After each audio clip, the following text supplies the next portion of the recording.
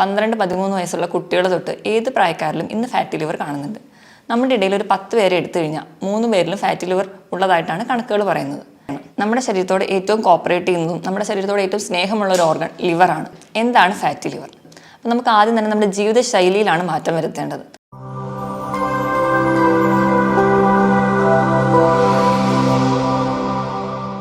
Hi, ഞാൻ doctor പ്രിയ, Q1 health കെയറിലെ homeopathic ഫിസിഷ്യനാണ്. ഇന്ന് നമ്മുടെ ക്ലിനിക്കിൽ പേഷ്യൻസ് ഒക്കെ വരുമ്പോൾ ചിലപ്പോൾ വയറുവേദനയായിട്ടോ അല്ലെങ്കിൽ മറ്റ് പല കംപ്ലയിൻസിന് വരുമ്പോൾ നമ്മൾ വയറിൻ്റെ സ്കാനിങ്ങിന് വിടാറുണ്ട്. അപ്പോൾ നമ്മൾ യാദൃശ്ചികമായി കാണുന്ന ഒരു ഫൈൻഡിംഗ് ആണ് ഫാറ്റി ലിവർ. 12-13 വയസ്സുള്ള കുട്ടികൾ തൊട്ട് ഏത് പ്രായക്കാരിലും ഇന്ന് ഫാറ്റി ലിവർ കാണുന്നുണ്ട്. നമ്മുടെ ഇടയിൽ ഒരു 10 പേരെ എടുത്തു കഴിഞ്ഞാൽ 3 പേരിലും ഫാറ്റി ലിവർ ഉള്ളതായിട്ടാണ് കണക്കുകൾ പറയുന്നത്. ഇത്രയും കോമൺ ആയി കാണുന്ന ഒരു ജീവിതശൈലി രോഗമായതുകൊണ്ട് തന്നെ ഇന്ന് നമുക്ക് ഫാറ്റി ലിവറിനെ കുറിച്ച് സംസാരിക്കാം. നമ്മുടെ ശരീരത്ത് വലതുവശത്ത് വയറിന് മുകളിൽ വാരിയെല്ലുകളുടെ താഴെ സ്ഥിതി ചെയ്യുന്ന ഒരു ഓർഗനാണ് കരൾ. നമ്മുടെ ശരീരത്തിലെ ഏറ്റവും വലിയ ഗ്രന്ഥിയാണ്. ഒരു ആരോഗ്യമുള്ളൊരു മനുഷ്യൻ്റെ ശരീരഭാരത്തിൻ്റെ 2% കരളിൻ്റെ തൂക്കമായിട്ടാണ് കണക്കാക്കപ്പെടുന്നത്. നമ്മുടെ ശരീരത്തിൽ ഭക്ഷണത്തെ ദഹിപ്പിക്കാനായിട്ടുള്ള പിത്തരസം ഉൽപ്പാദിപ്പിക്കുന്നത് കരളിലാണ്. അതുപോലെ തന്നെ നമ്മുടെ ശരീരത്തിലുള്ള വൈറ്റമിനെ സ്റ്റോർ ചെയ്യുന്നതും അതുപോലെ നമ്മുടെ ശരീരത്തിൽ ഉണ്ടാകുന്ന ടോക്സിൻസിനെയൊക്കെ മെറ്റബോളൈസ് ചെയ്ത് മാലിന്യങ്ങളെ പുറന്തള്ളുന്നതും ലിവറിൻ്റെ ഫംഗ്ഷൻ മൂലമാണ്. അതുപോലെ നമ്മുടെ ശരീരത്തിൽ കൊളസ്ട്രോൾ ഉൽപ്പാദിപ്പിക്കുന്നതും ലിവറിൻ്റെ സഹായത്തോടെയാണ്. നമ്മുടെ ശരീരത്തോട് ഏറ്റവും കോപ്പറേറ്റ് ചെയ്യുന്നതും നമ്മുടെ ശരീരത്തോട് ഏറ്റവും സ്നേഹമുള്ള ഒരു ഓർഗൻ ലിവറാണ്. അതെന്തുകൊണ്ടെന്നാൽ നമ്മുടെ ലിവറിന് എന്തെങ്കിലും ചെറിയ ഇൻഫെക്ഷൻസ് ഒക്കെ വന്നു കഴിഞ്ഞാൽ നമ്മൾ ആ ഇൻഫെക്ഷൻസ് മാറ്റിയ ലിവർ തന്നെ സുഖപ്പെടുത്താൻ വേണ്ടി ശ്രമിക്കും. മിക്ക രോഗങ്ങളും ലക്ഷണങ്ങളൊന്നും കൂടാതെ അത് സ്വന്തം തന്നെ ചികിത്സിക്കും. അതുപോലെ തന്നെ നമ്മുടെ ലിവർ ഒരു അസുഖം വന്ന് പകുതി മുറിച്ച് മാറ്റിയാലും അതിന് സ്വന്തം പ്രോഗ്രസ് ചെയ്ത് വർക്ക് ചെയ്യാനുള്ള ഒരു കഴിവ് ലിവറിനുണ്ട്. അതുകൊണ്ട് തന്നെയാണ് നമ്മൾ ഇന്ന് ലിവർ ട്രാൻസ്പ്ലാന്റേഷനൊക്കെ സുഖകരമായിട്ട് നടത്തുന്നത്. ഇനി നമുക്ക് വിഷയത്തിലേക്ക് വരാം. എന്താണ് ഫാറ്റി ലിവർ? നമ്മുടെ ലിവറിൻ്റെ കോശങ്ങളിൽ കൊഴുപ്പടിയുന്ന അവസ്ഥയാണ് ഫാറ്റി ലിവർ. ചെറിയ തോതിലുള്ള കൊഴുപ്പൊക്കെ അടിയുന്നത് സാധാരണമാണ്. പക്ഷെ നമ്മുടെ കരളിൻ്റെ ഭാരത്തിനേക്കാളും ഒരു 5 മുതൽ 10% കൊഴുപ്പ് അടിയുമ്പോഴാണ് നമ്മൾ ഫാറ്റി ലിവർ എന്ന കണ്ടീഷനിലോട്ട് പോകുന്നത്. ഇത് തന്നെ നമ്മൾ വേണ്ട രീതിയിലൊന്നും ശ്രദ്ധിക്കാതിരുന്നു കഴിഞ്ഞാൽ അത് ഒരു കംപ്ലീറ്റ് ലിവർ ഫെയിലിയറിലോട്ട് പോകും. ഇനി എന്തുകൊണ്ടൊക്കെയാണ് ഫാറ്റി ലിവർ ഉണ്ടാകുന്നത് നോക്കാം. ഏറ്റവും പ്രധാനപ്പെട്ട കാരണം മദ്യപാനമാണ്. ഇങ്ങനെ ഉണ്ടാകുന്ന ഫാറ്റി ലിവറെ നമ്മൾ ആൽക്കഹോളിക് ഫാറ്റി ലിവർ എന്നാണ് പറയുന്നത്. നമ്മൾ കഴിക്കുന്ന മദ്യം അത് നമ്മുടെ ലിവറിൽ എത്തുകയും അത് ആൽക്കഹോൾ നമ്മൾ അസറ്റാൽഡിഹൈഡ് എന്ന് പറയുന്ന ഒരു കോമ്പൗണ്ടായിട്ട് കൺവേർട്ട് ചെയ്യും. ഈ അസറ്റാൽഡിഹൈഡ് വിഘടിച്ച് അസറ്റേറ്റ് ആവും. ഈ അസറ്റേറ്റ് വീണ്ടും വിഘടനം സംഭവിച്ച് വാട്ടറായും കാർബൺ ഡൈ ഓക്സൈഡായിട്ടാണ് നമ്മുടെ ശരീരത്തിൽ നിന്ന് പുറന്തള്ളുന്നത്. ഇതിനിടയിൽ ഉണ്ടാകുന്ന അസറ്റാൽഡിഹൈഡ് എന്ന് പറയുന്ന ഒരു കോമ്പൗണ്ട് അതൊരു ടോക്സിക് സബ്സ്റ്റൻസ് ആണ്. അത് നമുക്ക് ക്യാൻസർ വരെയുള്ള ഉണ്ടാക്കാനുള്ള ശേഷിയുണ്ട്. ഈ കോമ്പൗണ്ട് നമ്മുടെ ലിവറിൻ്റെ കോശങ്ങളെ നശിപ്പിക്കുന്നു. അതുവഴിയാണ് നമുക്ക് ഫാറ്റി ലിവർ ഉണ്ടാകുന്നത്. രണ്ടാമതായി പറയുന്ന ഒരു ഗ്രൂപ്പ് ഓഫ് കണ്ടീഷനാണ് നോൺ ആൽക്കഹോളിക് ഫാറ്റി ലിവർ, മദ്യപാനമല്ലാത്ത മറ്റു കാരണങ്ങൾ. അതിലേറ്റവും പ്രധാനപ്പെട്ട കാരണം നമ്മുടെ അമിതമായിട്ടുള്ള ഭക്ഷണം കഴിക്കുന്നതാണ്. നമ്മുടെ ശരീരത്തിൻ്റെ ഊർജ്ജത്തിന് ആവശ്യത്തിലും കൂടുതൽ നമ്മൾ ഭക്ഷണം കഴിക്കുമ്പോൾ അത് നമ്മുടെ ശരീരത്തിൽ കൊഴുപ്പായി അടിയുന്നു. ഇത് നമുക്ക് ആദ്യം ഒക്കെ അമിതവണ്ണമായിട്ട് പ്രസൻറ്റ് ചെയ്യും. വീണ്ടും ഈ കൊഴുപ്പ് കൂടുമ്പോൾ അത് നമ്മുടെ ലിവറിലെ കോശങ്ങളിൽ കിട്ടിക്കിടന്ന് നമുക്ക് ഫാറ്റി ലിവർ ഉണ്ടാകുന്നു. അപ്പം അമിതമായി ഭക്ഷണം കഴിക്കുന്നത് ഒരു കാരണമാണ്. രണ്ടാമതായിട്ട് അമിതവണ്ണം അത് ഫാറ്റി ലിവറിന് ഒരു കാരണമാണ്. അതുപോലെ നമ്മൾ നിയന്ത്രണമല്ലാതെ പോകുന്ന BP, കൊളസ്ട്രോള്, പ്രമേഹം തുടങ്ങിയ രോഗങ്ങൾ നമുക്ക് ഫാറ്റി ലിവറിലോട്ട് എത്തിക്കാം. അതുപോലെ തന്നെയാണ് മെറ്റബോളിക് സിൻഡ്രോം. മെറ്റബോളിക് സിൻഡ്രോം എന്ന് പറയുമ്പോൾ അമിതവണ്ണവും പ്രമേഹവും ഉയർന്ന രക്തസമ്മർദ്ദവും കൊളസ്ട്രോൾ കൂടി നിൽക്കുന്ന അവസ്ഥയും കൂടി ചേരുന്ന ഒരു ഗ്രൂപ്പ് ഓഫ് കണ്ടീഷനാണ്. ഇതും നമുക്ക് ഫാറ്റി ലിവർ ഉണ്ടാക്കുന്നു. അതുപോലെ തന്നെ നമ്മൾ സ്വയം ചികിത്സിക്കുന്ന പെയിൻ കില്ലേഴ്സ് കഴിക്കുക, അതുപോലെ തന്നെ ചില സ്റ്റിറോയിഡ്സും ചില ആൻറ്റി ഡിപ്രസീവ് ഡ്രഗ്സ് കഴിക്കുന്നവരിലും ഫാറ്റി ലിവർ ഉണ്ടാകുന്നതായി കാണാം. ഇതിനോടൊപ്പം തന്നെ irritable bowel disease, ulcerative colitis പോലെയുള്ള രോഗങ്ങളും ഫാറ്റി ലിവർ ഉണ്ടാക്കുന്നു. അതുപോലെ നമ്മൾ അമിതവണ്ണം കുറയ്ക്കാനായിട്ട് ചെയ്യുന്ന ബീറിയാട്രിക് സർജറികൾ, അതുപോലെ പെട്ടെന്ന് വണ്ണം കുറയ്ക്കാൻ വേണ്ടി പട്ടിണി കിടക്കുന്നത് ഫാറ്റി ലിവർ ഉണ്ടാക്കുന്നു.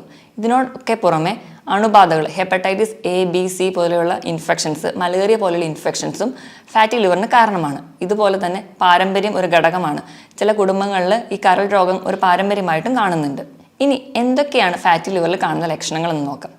പൊതുവെ ഈ ഫാറ്റി ലിവർ പുറത്തോട്ടൊന്നും വലിയ ലക്ഷണങ്ങൾ കാണിക്കാറില്ല. നമ്മൾ മറ്റ് പല ആവശ്യങ്ങൾക്ക് വേണ്ടി ഒരു ബോഡി സ്കാനൊക്കെ ചെയ്യുമ്പോൾ അതിൽ യാദൃശ്ചികമായിട്ടാണ് ഫാറ്റി ലിവർ കാണാറ്. എന്നാലും ചിലരിൽ കാണുന്ന സിംറ്റംസ് എന്തൊക്കെയാണെന്ന് നോക്കാം. ഒന്നാമതായിട്ട് മഞ്ഞപ്പിത്തം. നമുക്കറിയാം നമ്മുടെ കരളിലാണ് ബിലിറൂബിൻ്റെ മെറ്റബോളിസം നടക്കുന്നത്. ഇത് നടക്കാതെ വരുമ്പോൾ ഇത് നമ്മുടെ സ്കിന്നിനടിയിൽ അടിയുന്നു. ഇതാണ് നമുക്ക് മഞ്ഞപ്പിത്തം ഉണ്ടാകാനുള്ള കാരണം. രണ്ടാമത്തെ ഒരു ഫീച്ചറാണ് വയറ് വീർത്ത് വരിക. അതുപോലെ വയറ് ഉന്തി വരുന്നത്. ഒരു 90% വയറ് ചാടി വരലും ഫാറ്റി ലിവർ ഉള്ളതായിട്ടാണ് കാണുന്നത്. മൂന്നാമത്തെ ഫീച്ചറാണ് വയറുവേദന. അത് ഒരുപാട് പേർക്കും വയറുവേദനയായിട്ടായിരിക്കില്ല, പക്ഷേ ആ ലിവറിൻ്റെ ഭാഗത്ത് ഒരു ഡിസ്കംഫർട്ട്, ഒരു അസ്വസ്ഥതയായിട്ട് കാണാം. നാലാമതായിട്ട് കാണുന്ന ഒരു ഫീച്ചറാണ് രക്തം കട്ട പിടിക്കാതെ പോവുക. ഇപ്പം മൂക്കിൽ നിന്നൊക്കെ ചെറിയ രക്തക്കൊള്ളുകൾ പൊട്ടി അത് ഒലിക്കുന്നതായിട്ട് കാണാം. ഇതിന് കാരണം എന്താണെന്ന് വെച്ച് കഴിഞ്ഞാൽ നമ്മുടെ ലിവറിൽ ആണ് നമ്മുടെ രക്തം കട്ട പിടിക്കാനായിട്ടുള്ള പ്രോട്ടീനുകൾ ഉണ്ടാവുന്നത്. അപ്പം നമുക്ക് ഫാറ്റി ലിവറൊക്കെ വന്ന് ലിവർ കോശങ്ങൾ നശിക്കുന്നത് വഴി ഈ പ്രോട്ടീൻ്റെ ഉൽപ്പാദനം നടക്കാതെ വരുന്നു. ഇത് കാരണം നമുക്ക് ചെറിയ ബ്ലീഡിംഗ് ഒക്കെ കാണിക്കാം.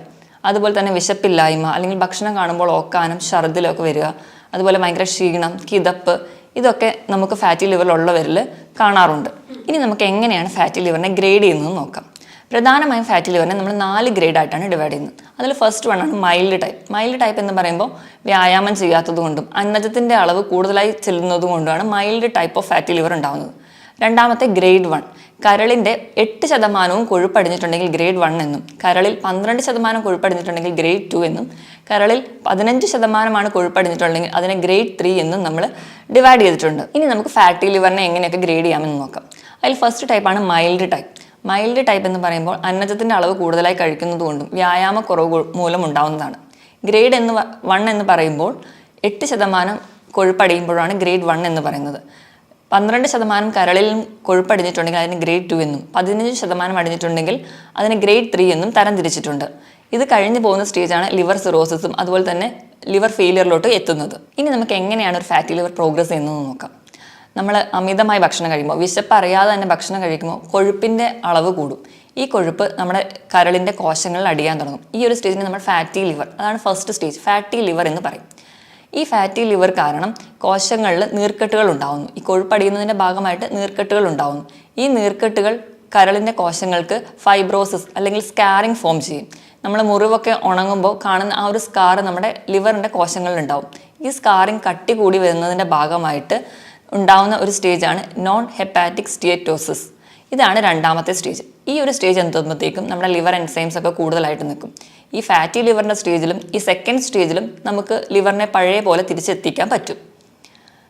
ഇനി ഈ ഒരു സ്റ്റേജ് പ്രോഗ്രസ് ചെയ്യുമ്പോൾ നമ്മുടെ നോർമലായിട്ടുള്ള ലിവർ കോശങ്ങൾക്കൊക്കെ അതിൻ്റെ പ്രഷർ കൂടുന്നതിൻ്റെ ഭാഗമായിട്ട് നോർമൽ ഫങ്ഷനിങ് ഒന്നും ചെയ്യാൻ പറ്റാതാവും. അങ്ങനെ കരളിൻ്റെ മൊത്തം പാരൻകൈമയ്ക്ക് ഒരു ഫൈബ്രോസ്ഡ് സ്റ്റേജിലോട്ട് പോകും. അതാണ് മൂന്നാമത്തെ സ്റ്റേജ്, ഫൈബ്രോസ്ഡ് സ്റ്റേജ്. ഇത് കഴിഞ്ഞ് ഈ ഫൈബ്രോസിസ് വീണ്ടും തുടരുന്ന വഴി നമുക്ക് കംപ്ലീറ്റ് ആയിട്ടുള്ള ലിവർ ചുരുങ്ങി ഒരു റബ്ബർ പോലെ ഒരു ഉപയോഗമില്ലാത്ത ഒരു അവയവമായിട്ട് മാറും. ഈ ഒരു സ്റ്റേജിനെയാണ് നമ്മൾ ലിവർ സിറോസിസ് എന്ന് പറയുന്നത്. ഇങ്ങനെ 4 സ്റ്റേജായിട്ട് ലിവർ പ്രോഗ്രസ് ചെയ്ത് അവസാനം ഒരു ലിവർ ക്യാൻസറിലോട്ടും കംപ്ലീറ്റ് ലിവർ ഫെയിലിയറിലോട്ടാണ് പോകുന്നത്. ആദ്യത്തെ 2 സ്റ്റേജ് നമുക്ക് റിവേഴ്സിബിൾ ആണ്. അതായത് നമുക്ക് ചികിത്സിച്ചാൽ അല്ലെങ്കിൽ നേരത്തെ അറിഞ്ഞു കഴിഞ്ഞാൽ ഒരു പരിധി വരെ നമുക്ക് അതിൻ്റെ ഫംഗ്ഷനൊക്കെ നോർമലാക്കി കൊണ്ടുവരാൻ പറ്റും. പക്ഷേ അവസാനത്തെ 2 സ്റ്റേജിലാണ് നമ്മൾ അറിയുന്നതെങ്കിൽ അപ്പോഴത്തേക്കും നമുക്കത് കംപ്ലീറ്റ് ആയിട്ട് തിരിച്ചു കൊണ്ടുവരാൻ പറ്റില്ല. ഈ ഒരു സ്റ്റേജൊക്കെ എത്തുമ്പോഴത്തേക്കും പലർക്കും സ്കിന്നിൽ തന്നെ ഒരു കാരണമൊന്നും കൂടാതെ ചൊറിച്ചിലുണ്ടാവുന്നു, പാദങ്ങളിൽ നീര്, ഉറക്കമില്ലായ്മ, വിശപ്പില്ലായ്മ, അതുപോലെ വയറൊക്കെ വല്ലാണ്ട് വെള്ളം കെട്ടി വീർത്തിരിക്കുന്ന ഒരു സ്റ്റേജിലോട്ടൊക്കെ എത്തിയിട്ടുണ്ടാവും. ഇനി ഇങ്ങനെ ലിവർ കംപ്ലയിൻറ്റ്സ് ഒക്കെ കാണുന്നവരിൽ കോമൺ ആയിട്ട് കാണുന്ന വേറൊരു കംപ്ലയിൻ്റ് ആണ് പിത്തസഞ്ചിയിൽ കല്ല്, അതുപോലെ പിത്തസഞ്ചിയിലൊക്കെ പോളിപ്പ് ഫോം ചെയ്യുന്നത്. അപ്പം നമ്മൾ മെയിൻലി ആ ഒരു കല്ല് സർജറി വഴി റിമൂവ് ചെയ്യും, അല്ലെങ്കിൽ പോളിപ്പ് റിമൂവ് ചെയ്യും. പക്ഷേ ഇവിടുത്തെ ഒരു ബേസിക് കോസ് എന്ന് പറഞ്ഞിട്ടുണ്ടെങ്കിൽ ലിവറിൽ പ്രശ്നം ഉണ്ടാവും. അപ്പോൾ ഇങ്ങനെയൊക്കെ ഉള്ള രോഗികൾ ആദ്യം അവർക്ക് ഫാറ്റി ലിവർ ഉണ്ടോ അല്ലെങ്കിൽ ലിവർ കംപ്ലയിൻറ്റ്സ് ഒക്കെ ഉണ്ടെങ്കിൽ അതിനെ വേണം കൺട്രോൾ ചെയ്യാൻ. അതിന് വേണ്ടിയിട്ട് വേണം നമ്മുടെ ഡയറ്റും അല്ലെങ്കിൽ നമ്മുടെ എക്സസൈസൊക്കെ ചാർട്ട് ചെയ്യാൻ. ഇനി നമുക്ക് എങ്ങനെയൊക്കെ ഫാറ്റി ലിവർ കണ്ടുപിടിക്കാം എന്നറിയാം. നമ്മൾ പറഞ്ഞ പോലെ നേരത്തെ യാദൃശ്ചികമായിട്ടാണ് കാണുന്നത്. അപ്പോൾ ഇങ്ങനത്തെ വയറൊക്കെ വീർത്ത് വരുന്നവരാണെങ്കിലും അല്ലെങ്കിൽ എന്തെങ്കിലും പാരമ്പര്യമായിട്ടുള്ളവർക്കും അല്ലെങ്കിൽ മദ്യപാനികളൊക്കെ ഇടയ്ക്കിടയ്ക്ക് വയറിൻ്റെ സ്കാൻ ചെയ്ത് നോക്കുന്നത് നല്ലതാണ്. വയറിൻ്റെ സ്കാൻ ചെയ്യുമ്പോൾ ആ ലിവറിൻ്റെ സൈസ് കൂടി നിൽക്കുന്നതായിട്ട് കാണാം. രണ്ടാമതായിട്ട് നമുക്ക് ലിവർ ഫംഗ്ഷൻ ടെസ്റ്റ് ചെയ്യാം. അപ്പം നമുക്കൊരു ഹെപ്പാറ്റിക് സ്റ്റേജിലൊക്കെയാണ് നിൽക്കുന്നതെങ്കിൽ ലിവർ എൻസൈംസ് ആയിട്ടുള്ള SGOT, SGPT-ൻ്റെയൊക്കെ വാല്യൂ കൂടുതലായിട്ട് നിൽക്കുന്നത് കാണാം. മൂന്നാമതായിട്ട് നമുക്ക് എന്തെങ്കിലും എൻഡോസ്കോപ്പികൾ ചെയ്യാം. എൻഡോസ്കോപ്പി ചെയ്യുന്നത് വഴി നമുക്ക് വേറെ എന്തെങ്കിലും കോംപ്ലിക്കേഷൻസിലോട്ട് ഈ ഫാറ്റി ലിവർ എത്തിയോ എന്നറിയാം. ഈ ഫാറ്റി ലിവർ ആണ് എന്ന് ഉറപ്പിക്കാൻ വേണ്ടി നമ്മൾ ചെയ്യുന്നതാണ് ബയോപ്സി. പക്ഷേ ബയോപ്സി എപ്പോഴും നമ്മൾ ചെയ്യാറില്ല. വേറെ ഒരു കോംപ്ലിക്കേഷൻസ് ഒക്കെ എന്തെങ്കിലും ഉണ്ടെങ്കിലോ അല്ലെങ്കിൽ വേറെ ഒരു കണ്ടീഷൻ സസ്പെക്ട് ചെയ്യുന്ന ഒരു കേസിൽ മാത്രമേ നമ്മൾ ബയോപ്സിക്ക് വിടാറുള്ളൂ. അല്ലെങ്കിൽ ബയോപ്സി കൊണ്ട് ഒരുപാട് പാർശ്വഫലങ്ങൾ ഉണ്ടാകുന്നത് കൊണ്ടാണ് കോമൺ ആയിട്ട് അങ്ങ് ബയോപ്സി ചെയ്യാത്തത്. ഇനി നമുക്ക് എങ്ങനെയൊക്കെയാണ് ഫാറ്റി ലിവറിനെ മാനേജ് ചെയ്യാൻ നോക്കാം. പൊതുവേ നമ്മൾ ഇന്ത്യക്കാർക്ക് ഈ ലിവറിൻ്റെ ആരോഗ്യം കുറച്ച് കുറവാണ്. അതോടൊപ്പം തന്നെ തെറ്റായ ഭക്ഷണ രീതിയും ചിട്ടയില്ലാത്ത ജീവിതശൈലിയാണ് നമുക്ക് ഇങ്ങനെ ഫാറ്റി ലിവർ അല്ലെങ്കിൽ മറ്റ് ലിവർ രോഗങ്ങളോ ഉണ്ടാക്കുന്നത്. അപ്പോൾ നമുക്ക് ആദ്യം തന്നെ നമ്മുടെ ജീവിതശൈലിയിലാണ് മാറ്റം വരുത്തേണ്ടത്. അപ്പോൾ ഒന്നാമതായിട്ട് നമുക്ക് ഫാറ്റി ലിവർ ഉണ്ട് എന്ന് അറിഞ്ഞു കഴിഞ്ഞാൽ നമ്മൾ സ്വയം ചികിത്സിക്കാൻ ഇരിക്കുകയാണ് ചെയ്യേണ്ടത്. നമ്മൾ എത്രയും പെട്ടെന്ന് ഒരു ഫിസിഷ്യനെ കാണുക. അപ്പം അവർ പറയുന്ന രീതിയിൽ നമ്മുടെ ഫുഡും അല്ലെങ്കിൽ നമ്മുടെ വ്യായാമമൊക്കെ ചിട്ടയാക്കുക. അതുവഴി നമുക്കൊരു പരിധി വരെ ഈ ലിവർ കംപ്ലയിൻസ് ഒക്കെ പ്രോഗ്രസ് ചെയ്യുന്നത് തടയാൻ പറ്റും. രണ്ടാമതായിട്ട് നമ്മൾ ആവശ്യമില്ലാതെ മരുന്ന് കഴിക്കുക. അപ്പോൾ എന്തെങ്കിലും ചെറിയ പെയിനൊക്കെ വരുമ്പോഴും നമ്മൾ ഡോക്ടറെ ഒന്നും കാണാതെ സ്വന്തമായിട്ട് പെയിൻ കില്ലേഴ്സ് കഴിക്കുന്നവരിൽ ലിവർ കംപ്ലയിൻസ് കൂടുതലായിട്ട് നിൽക്കുന്നത് കാണാം. അതുപോലെ തന്നെ സ്റ്റിറോയിഡ്സും അതുപോലെ ചില സൈക്യാട്രിക് ഡ്രഗ്സും ചില ഹാർട്ട് കംപ്ലയിൻസിന് കഴിക്കുന്ന മെഡിസിൻസ് ഒക്കെ കഴിക്കുന്നവർക്ക് ഫാറ്റി ലിവറിനുള്ള ചാൻസ് കൂടുതലാണ്. അപ്പോൾ ഇങ്ങനെയുള്ളവർ ഇങ്ങനെ മെഡിസിൻ ഒക്കെ കഴിക്കുന്നവരാണെങ്കിൽ ഇടയ്ക്കിടയ്ക്ക് LFT ചെക്ക് ചെയ്യുന്നത് വഴി നമുക്ക് ഇങ്ങനെ ഫാറ്റി ലിവർ ഉണ്ടോ അല്ലെങ്കിൽ അത് പ്രോഗ്രസ് ചെയ്യുന്നോ എന്നൊക്കെ അറിയാൻ പറ്റും. ഇനി മൂന്നാമതായിട്ട് ഇപ്പം ഡയബറ്റീസ് ഉള്ളവരും അതുപോലെ കൊളസ്ട്രോൾ ഒക്കെ ഉള്ളവരാണെങ്കിൽ മാക്സിമം അത് കൺട്രോൾ ചെയ്യാൻ നോക്കുക. സ്വയം ചികിത്സിക്കാതെ തന്നെ നമുക്ക് വേണ്ട രീതിയിൽ കറക്റ്റായിട്ട് മെഡിസിൻ ഫോളോ ചെയ്യുക. അത് കൺട്രോൾ ചെയ്യുന്നത് വഴി നമുക്ക് ഇൻസുലിൻ റെസിസ്റ്റൻസ് ഒക്കെ കൺട്രോൾ ചെയ്യാൻ പറ്റും. അങ്ങനെ ഇൻസുലിൻ റെസിസ്റ്റൻസ് കൺട്രോൾ ചെയ്യുന്നതുകൊണ്ട് തന്നെ നമ്മുടെ ഗ്ലൂക്കോസിൻ്റെയും കൊളസ്ട്രോളിൻ്റെയും ഒക്കെ മെറ്റബോളിസം പ്രോപ്പറായിട്ട് നടക്കും. അതുവഴി നമുക്ക് ഫാറ്റി ലിവറിനെ പ്രിവെൻറ്റ് ചെയ്യാൻ പറ്റും. ഇനി അടുത്തതായിട്ട് ഇപ്പം ഇറിറ്റബിൾ ബവൽ ഡിസീസ് അതൊക്കെ ഉള്ളവരാണെങ്കിൽ നമ്മൾ നേരത്തെ തിരിച്ചറിയുകയാണെങ്കിൽ അതിന് വേണ്ട ചികിത്സ നേടുക. അതുവഴി നമുക്ക് ആ ഒരു കോംപ്ലിക്കേഷൻ മൂലമുണ്ടാകുന്ന ഫാറ്റി ലിവറിനെ തടയാൻ പറ്റും. മദ്യപാനം, പുകവലി പോലെയുള്ള ദുശീലങ്ങളുള്ളവരാണെങ്കിൽ അത് ആദ്യം നിർത്തുക. അപ്പോൾ മദ്യപിക്കുന്നവരിലാണെങ്കിൽ അസറ്റാൽഡിഹൈഡ് എന്ന് പറയുന്നൊരു കോമ്പൗണ്ട് ഉണ്ടാകുന്നതെന്ന് നമ്മൾ പറഞ്ഞല്ലോ. അത് നമ്മുടെ ലിവർ സെൽസിനെ പിന്നെയും നശിപ്പിക്കും. അത് നമുക്ക് നമ്മുടെ കണ്ടീഷൻസ് വേഴ്സൺ ചെയ്യുകയുള്ളൂ. അതുകൊണ്ട് മദ്യപാനം ആദ്യമേ നിർത്തുക. ഈ പുകവലി അത് നമ്മൾ ഡയറക്റ്റായിട്ട് പുകവലിക്കുന്നില്ലെങ്കിലും അത് ശ്വസിക്കുന്നത് വഴിയും നമുക്ക് ഈ കണ്ടീഷൻ ഫാറ്റി ലിവറൊക്കെ ഉള്ളവർക്കാണെങ്കിൽ അത് കൂടുതൽ വേഴ്സൺ ചെയ്യുന്നതായി കാണാം. അതുപോലെ ഈ പുകവലിക്കുന്നവരിൽ കൂടുതലായിട്ട് ക്യാൻസർ രോഗങ്ങൾ കൂടുതലായി കാണുന്നുണ്ട്. അതുകൊണ്ട് അത് എത്രയും പെട്ടെന്ന് നിർത്തുന്നതാണ് നല്ലത്. ഇതിനോടൊപ്പം തന്നെ ഫാറ്റി ലിവറിന് വലിയൊരു കാരണമാണ് അമിതവണ്ണം. അപ്പോൾ അങ്ങനെയുള്ളവരാണെങ്കിൽ വെയിറ്റ് കുറയ്ക്കാൻ ശ്രദ്ധിക്കുക. അതിനുവേണ്ടി ഉടനെ ബീറിയാട്രിക് സർജറിയോ അല്ലെങ്കിൽ പെട്ടെന്ന് പട്ടിണി കിടന്ന് വെയിറ്റ് കുറയ്ക്കുന്നത് ചെയ്യാതെ ഒരു 6 മുതൽ 10 മാസം കൊണ്ട് നമ്മുടെ ശരീരത്തിൻ്റെ വെയിറ്റ് ഒരു മാസം ഒരു 2 കിലോ വെച്ച് കുറയുന്ന രീതിയിൽ ചെറിയ തോതിൽ വെയിറ്റ് കുറയ്ക്കാൻ വേണ്ടി ശ്രദ്ധിക്കുക. അതിനുവേണ്ടി കൃത്യമായിട്ട് വ്യായാമം ചെയ്യുക. ആഴ്ചയിൽ ഒരു 5 ദിവസമെങ്കിലും ദിവസവും ഒരു 45 മിനിറ്റ് മുതൽ ഒരു 1 മണിക്കൂർ വരെ കൃത്യമായിട്ട് വ്യായാമം ചെയ്യുക. ഏറ്റവും നല്ല എക്സസൈസ് എന്ന് പറയുന്നത് സൈക്ലിംഗ് അതുപോലെ സ്വിമ്മിംഗ് ഒക്കെയാണ്. അതുപോലെ തന്നെ നമ്മൾ സ്പീഡിൽ കൈവീശി നടക്കുക, നമ്മുടെ ഹാർട്ട് റേറ്റ് കൂടുന്ന തരത്തിലുള്ള എക്സസൈസുകളും നല്ലതാണ്. ഇങ്ങനെ നമുക്ക് അണുബാധകളും നമുക്ക് ഫാറ്റി ലിവർ ഉണ്ടാക്കും. അപ്പോൾ ഇത് തടയാൻ വേണ്ടിയിട്ട് നമ്മൾ സ്വയം സുരക്ഷിതരാണെന്ന് ഉറപ്പുവരുത്തണം. അതിനായിട്ട് നമ്മൾ ഷേവിംഗ് സെറ്റ് അതുപോലെ സിറിഞ്ച്, ബ്ലേഡ് ഇതൊക്കെ ഷെയർ ചെയ്യാതിരിക്കുക. അതുപോലെ ടാറ്റു ഒക്കെ എടുക്കുന്നവരാണെങ്കിൽ അത് ശ്രദ്ധിക്കുക. അതുപോലെ സെക്ഷലി ട്രാൻസ്മിറ്റഡ് ആയിട്ടുള്ള ഡിസീസസ് വരാതിരിക്കാൻ വേണ്ടിയിട്ട് നമ്മൾ ലൈംഗിക ബന്ധം സുരക്ഷിതമാണെന്ന് ഉറപ്പുവരുത്തണം. അതിന് വേണ്ടിയിട്ട് നമ്മൾ ഹെപ്പറ്റൈറ്റിസ് B വാക്സിനേഷൻ എടുക്കുന്നത് നല്ലതാണ്. ഇതുവഴി നമുക്ക് ഫാറ്റി ലിവർ പോലെ ഉണ്ടാകുന്ന രോഗങ്ങളെ തടയാൻ പറ്റും. ഇതോടൊപ്പം തന്നെ ഒരു 2 ലിറ്ററോളം വെള്ളം ദിവസവും കുടിക്കാൻ വേണ്ടി നമ്മൾ ശ്രദ്ധിക്കണം. ഇനി നമുക്ക് ഭക്ഷണത്തിലൂടെ എങ്ങനെ നമുക്ക് ഫാറ്റി ലിവർ മാനേജ് ചെയ്യാൻ നോക്കാം. ആദ്യം എന്തൊക്കെ ഭക്ഷണം നമ്മൾ അവോയ്ഡ് ചെയ്യണം നോക്കണം. പ്രധാനമായിട്ടും നമ്മൾ ഭക്ഷണത്തിൽ കുറയ്ക്കേണ്ടത് കാർബോഹൈഡ്രേറ്റ്, അന്നജത്തിൻ്റെ അളവ് കുറയ്ക്കുക. അതുപോലെ മധുരം, ഉപ്പ് പൂർണ്ണമായും കുറയ്ക്കാൻ ശ്രദ്ധിക്കുക. അതുപോലെ തന്നെ പ്രോസസ്ഡ് ഫുഡുകൾ, മൈദ അടങ്ങിയതും അതുപോലെ പിസ്സ പോലെയുള്ള ഫാസ്റ്റ് ഫുഡുകൾ, അതുപോലെ റിഫൈൻഡ് ആയിട്ടുള്ള ഭക്ഷണങ്ങൾ, അതുപോലെ എണ്ണയിൽ വറുത്തതും പൊരിച്ചതുമായിട്ടുള്ള ഭക്ഷണങ്ങൾ പൂർണ്ണമായും ഒഴിവാക്കാൻ വേണ്ടി ശ്രദ്ധിക്കുക. ഇപ്പം നമ്മൾ പാല് കുടിക്കുന്നവരൊക്കെ ആണെങ്കിൽ പാലിൻ്റെ പാട മാറ്റിയിട്ട് വേണം കഴിക്കാൻ. അതുപോലെ തൈര് ഉപയോഗിക്കുമ്പോൾ വെണ്ണ മാറ്റിയിട്ട് പച്ചമോരായിട്ട് ഉപയോഗിക്കാൻ വേണ്ടി ശ്രദ്ധിക്കുക. അതുപോലെ റെഡ് മീറ്റ് പൂർണ്ണമായിട്ട് ഒഴിവാക്കുക. റെഡ് മീറ്റ് എന്ന് പറയുമ്പോൾ ബീഫ് അതുപോലെ പോർക്ക് പോലെയുള്ള ഇറച്ചികൾ പൂർണ്ണമായും ഒഴിവാക്കുക. ഇനി നമുക്ക് എന്തൊക്കെ കഴിക്കാമെന്ന് നോക്കാം. മെയിൻലി നമ്മൾ കഴിക്കാൻ ഏറ്റവും നല്ലതെന്ന് പറഞ്ഞാൽ വെജിറ്റബിൾസും ഫ്രൂട്ട്സും കൂടുതലായിട്ട് കഴിക്കുക. അപ്പോൾ നമ്മുടെ ശരീരത്തിൽ വേണ്ട ഫൈബേഴ്സൊക്കെ കൂടുതലായിട്ട് ചെല്ലും. അപ്പോൾ നമ്മുടെ ദഹനമൊക്കെ പ്രോപ്പറായിട്ട് നടക്കാനും സഹായിക്കും. അതുപോലെ തന്നെ നമ്മൾ പ്രധാനമായും പറയുന്ന 3 ഭക്ഷണങ്ങൾ എന്ന് പറയുന്നത് ഒന്ന് കോഫിയാണ്. കോഫി അതിലെ ബ്ലാക്ക് കോഫിയാണ്. പാലൊന്നും ഉപയോഗിക്കാതെ മധുരം കുറച്ച് കഴിക്കുന്ന കോഫി ലിവർ ഡിസീസിന് നല്ലതാണ്. രണ്ടാമതായിട്ട് വൈറ്റമിൻ സി മെയിൻലി നാരങ്ങ, ഓറഞ്ച് മുതലായ ഫ്രൂട്ട്സ്. വൈറ്റമിൻ ഇ സപ്ലിമേഷൻ നല്ലതാണ്. അതിനുവേണ്ടി നമുക്ക് വാൽനട്ട്, കാഷ്യൂ ഒക്കെ കൂടുതലായിട്ടും കഴിക്കാം. ഇതുപോലെ തന്നെ കൂടുതലും ഇലക്കറികൾ ലിവറിന് വളരെ നല്ലതാണ്. ഇലക്കറികൾ തന്നെ നമുക്ക് സുലഭമായി കിട്ടുന്ന ചീര, മുരിങ്ങയില, അതുപോലെ കറിവേപ്പില ഇതൊക്കെ നല്ലതാണ്. അതുപോലെ തന്നെ ലിവറിന് ഏറ്റവും നല്ലതാണ് cruciferous vegetables, cabbage, cauliflower, broccoli തുടങ്ങിയ പച്ചക്കറികളും വളരെ നല്ലതാണ്. അതുപോലെ നമ്മൾ എപ്പോഴും ഉപയോഗിക്കുമ്പം റിഫൈൻഡ് ഓയിൽ ഉപയോഗിക്കാതിരിക്കുക. റിഫൈൻഡ് ഓയിൽ എന്ന് പറയുമ്പോൾ പാം ഓയിലും സൺഫ്ലവർ ഓയിലൊക്കെ.